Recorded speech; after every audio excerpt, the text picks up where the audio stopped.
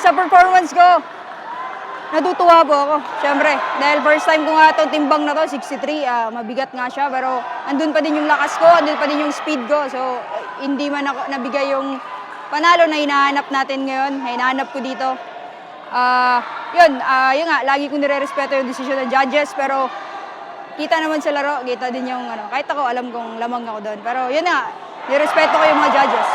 Matagal kang napahinga na, sabi mo, and what do you think was your biggest challenge in your preparation to this year's edition of SEA Games? Opo, sobra. Halos isang taon mahigit ako napahinga after Paris, no? And yun nga, biggest challenges mo dito, yung paglulus ng timbang. Kasi grabe talaga yung bulusok ng timbang ko after Paris. And yun. Kaya eto, sinubukan namin yung 63.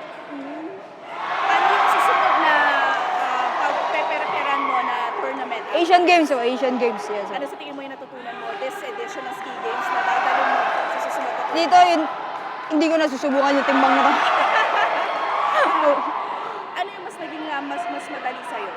Yung before o yung ngayon? At saka bakit mo naisipan na mas magpabigat gusto?